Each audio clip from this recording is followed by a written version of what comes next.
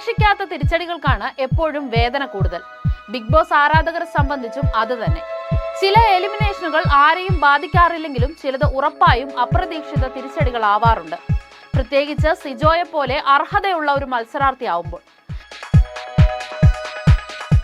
സിജോയ്ക്ക് നേരിടേണ്ടി വന്നതുപോലെ വെല്ലുവിളി ഉയർത്തിയ ഒരു സാഹചര്യം ബിഗ് ബോസ് മലയാളത്തിന്റെ ചരിത്രത്തിൽ തന്നെ മറ്റൊരു മത്സരാർത്ഥിക്കും നേരിടേണ്ടി വന്നിട്ടില്ല. സഹമത്സരാർത്ഥിയുടെ ശാരീരിക ആക്രമണത്തെ തുടർന്ന് 1 മാസത്തോളമാണ് അയാൾക്ക് ഷോയിൽ നിന്നും വിട്ടുനിൽക്കേണ്ടി വന്നത്. തുടക്കത്തിൽ ഈ സീസണിലെ ശ്രദ്ധേയ മത്സരാർത്ഥികളിൽ ഒരാളായി മാറിയേക്കുമെന്ന തോന്നൽ ഉണർത്തിയെങ്കിലും സിജോയ്ക്ക് അതിന് സാധിച്ചില്ല. ശസ്ത്രക്രിയ ഉൾപ്പെടെ നടത്തേണ്ടി വന്ന പ്രതികൂല സാഹചര്യത്തെ അതിജീവിച്ച് സിജോ ഷോയിലേക്ക് തിരിച്ചെത്തിയെങ്കിലും പ്രേക്ഷകർക്ക് മുന്നിൽ മികച്ച മത്സരാർത്ഥി എന്ന ഒരു മുദ്ര പതിപ്പിക്കാൻ ആദ്യ ആഴ്ചകളിലേതെന്ന പോലെ സാധിച്ചില്ല. ഫിനാലെ വീക്കിന്റെ ആദ്യ ദിനം ടോപ്പ് 5-ൽ എത്താതെ മടങ്ങുകയാണ് സിജോ ജോൺ. ആദ്യ 14 ദിനങ്ങൾ കൊണ്ട് തന്നെ ടോപ്പ് 3-ൽ കയറി പറ്റുമെന്ന് ഉറപ്പിച്ച സിജോയ്ക്ക് ഫിനാലെ വീക്കിലേക്ക് പോലും കയറാൻ പറ്റാത്തത് എന്തുകൊണ്ടാകും?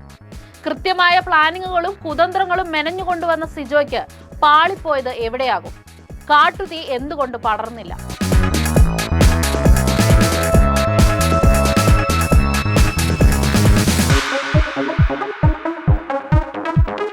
ദിവസങ്ങൾ മുന്നോട്ട് പോകുന്തോറും ഒരു മത്സരാർത്ഥിക്ക് അവരുടെ പ്രവർത്തികളും പെരുമാറ്റവും ഗെയിമിലെ മികവും ഒക്കെ കണ്ട് സ്വാഭാവികമായി രൂപപ്പെടുന്ന ഒരു പ്രതിച്ഛായയായിരുന്നു സിജോയുടെ മുതൽക്കൂട്ട്. അതിന് പ്രേക്ഷകർക്കിടയിൽ ഫാൻസും ഹെയ്റ്റേഴ്സും ഉണ്ടായിരുന്നുവെങ്കിലും ഫാൻസ് തന്നെയായിരുന്നു കൂടുതൽ. എത്ര വഴക്കിട്ടാലും ബഹളമുണ്ടാക്കിയാലും ന്യായം സിജോയുടെ ഭാഗത്താണെന്ന് പ്രേക്ഷകരുടെ മുന്നിൽ വരുത്തി തീർക്കാനായുള്ള കഴിവ് കൂടിയായപ്പോൾ അയാൾക്ക് ആ വീട്ടിൽ ഒരു ആധിപത്യം ഉണ്ടാകുകയായിരുന്നു. അപ്രതീക്ഷിത പരിക്കിനെ തുടർന്ന് 1 മാസമാണ് സിജോയ്ക്ക് പിന്നീട് ഹൗസിൽ നിന്നും മാറി നിൽക്കേണ്ടി വന്നത്. 16-ാം ദിവസം പോയ സിജോ 45-ാം ദിവസമാണ് തിരിച്ചെത്തിയത്. സിജോ പോകുന്ന സമയത്ത് ആരും തന്നെ വലിയ പ്രേക്ഷക പ്രീതിയോ ആധിപത്യമോ നേടിയിരുന്നില്ല. പക്ഷെ വലിയൊരു സർവൈവലിന് ശേഷം തിരിച്ചെത്തുമ്പോഴേക്കും ഒരുപാട് കാര്യങ്ങൾ മാറിമറിഞ്ഞിരുന്നു. ശാരീരികമായും അതുവഴി മാനസികമായും പരിമിതികളാൽ മടങ്ങി വന്ന സിജോയെ കാത്തിരുന്നത് ജിൻഡോയുടെയും ജാസ്മിന്റെയും ഗെയിമിലെ ആധിപത്യവും ഒപ്പം വൈൽഡ് കാർഡുകളുമായിരുന്നു. അത് വലിയൊരു ടാസ്ക് തന്നെയായിരുന്നു. കൃത്യമായ പ്ലാനിങ്ങുകളും കുതന്ത്രങ്ങളും മെനഞ്ഞുകൊണ്ട് തന്നെയാണ് സിജോ വന്നതെങ്കിലും അത് എക്സിക്യൂട്ട് ചെയ്യുന്നതിൽ സിജോയ്ക്ക് പാളി. കാട്ടുതീ ഊതിപ്പടർത്താൻ ഒരുപാട് ശ്രമിച്ചെങ്കിലും 92-ാം ദിവസം വരെ ഹൗസിൽ നിലനിൽക്കാനേ ആ ശ്രമങ്ങൾ കൊണ്ട് സിജോയ്ക്ക് സാധിച്ചുള്ളൂ.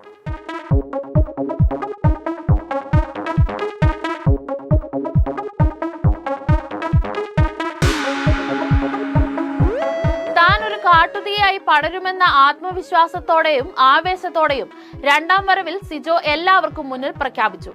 എന്നാൽ പിന്നീട് സഹമത്സരാർത്ഥികൾക്കിടയിൽ ട്രോളായി മാറി ആ പ്രയോഗം. അതുകൊണ്ട് തന്നെ കാട്ടുതീ സിജോ എന്ന വിളിപ്പേരും കിട്ടി. പല സന്ദർഭങ്ങളും പലരും ആ പേരുപയോഗിച്ച് കളിയാക്കുന്നത് അവസാനം സിജോയും എൻജോയ് ചെയ്യാൻ തുടങ്ങിയിരുന്നു. 2ാം ഊഴത്തിൽ പല സമയത്തും കാട്ടുതീയായ സിജോയെക്കാളും ചിന്താവിഷ്ടയായ സിജോയാണ് കാണാൻ കഴിഞ്ഞത്. നോറയെയും ജാസ്മിനെയും മാത്രം ടാർഗറ്റ് ചെയ്തു വന്ന സിജോ പിന്നീട് നോറയെ കൂടുതലായിട്ട് കോൺസെൻട്രേറ്റ് ചെയ്യുകയായിരുന്നു. ഹൗസിലും പുറത്തും കാര്യമായ സപ്പോർട്ടില്ലെന്ന ബോധ്യത്തിൽ കൂടിയാണ് സിജോ അത് ചെയ്തത്. എന്നാൽ തിരിച്ച് കാര്യമായി ആക്രമിക്കാൻ മുതിരാത്ത ഒരു മത്സരാർത്ഥിയെ തൊട്ടതിനും പിടിച്ചതിനുമൊക്കെ ആക്രമിക്കാൻ ശ്രമിക്കുന്നത് വലിയ മാസായൊന്നും പ്രേക്ഷകർ എടുത്തില്ല. ഒരുപക്ഷെ അത്തരമൊരു വിലയിരുത്തലാവും പ്രേക്ഷകരുടെ ഭാഗത്തു നിന്ന് സിജോ പ്രതീക്ഷിച്ചിട്ടുണ്ടാവുക. പക്ഷെ ജിൻഡോയ്ക്കൊന്നും എതിരെ നിൽക്കാൻ പോലും സിജോ ധൈര്യം കാണിക്കാതെ ഇരുന്നത് ആരാധകർക്ക് പോലും സിജോയിൽ വിശ്വാസം നഷ്ടപ്പെടുത്തുന്നതിനിടയായി.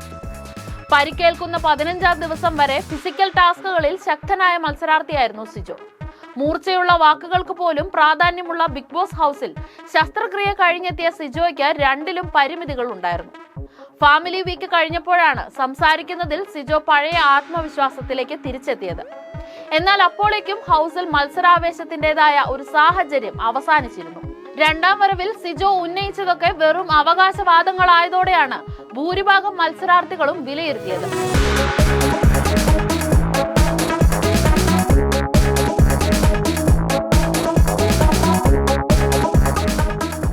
പല കാരണങ്ങൾ കൊണ്ടും 2ാം ഊഴത്തിൽ സിജോ വൈൽഡ് കാർഡുകളെയാണ് സൗഹൃദത്തിനായി തിരഞ്ഞെടുത്തത്.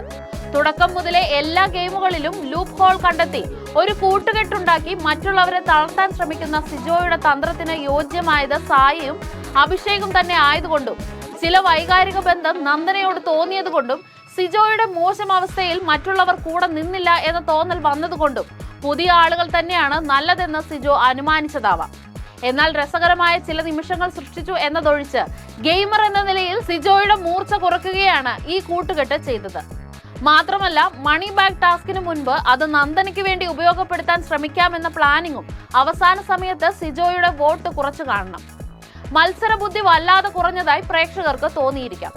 എങ്കിലും പലപ്പോഴും ജാസ്മിന്റെയും അർജുന്റെയും അപ്സരയുടെയും ഒക്കെ കൂടെ ചേർന്ന് ബിബി വീട്ടിൽ സിജോ നൽകിയ രസകരമായ നിമിഷങ്ങൾ എന്നും പ്രേക്ഷകർക്ക് പ്രിയപ്പെട്ടതായിരുന്നു. ചെറിയ മാനസിക പിരിമുറുക്കങ്ങൾക്ക് പോലും പുറത്തു പോകണമെന്ന് പറഞ്ഞ് പ്രശ്നങ്ങൾ സൃഷ്ടിച്ച പല മത്സരാർത്ഥികൾക്കിടയിലും തന്റെ ആത്മസംയമനം കൈവിടാതെ തടസ്സങ്ങളെ നീക്കം ചെയ്ത് 92 ദിവസം പൂർത്തിയാക്കിയ സിജോ ഒരു തരത്തിൽ ഒരു വാരിയർ തന്നെയായിരുന്നു. പലപ്പോഴും സിജോ തന്നെ ആ വീടിനുള്ളിൽ പറഞ്ഞതുപോലെ പല പ്രതിസന്ധികളും തരണം ചെയ്ത് മുന്നോട്ടു പോകാൻ അവനവൻ തന്നെ മതിയെന്ന വലിയൊരു പാഠം പ്രേക്ഷകർക്ക് നൽകി തന്നെയാണ് സിജോ മടങ്ങിയത്.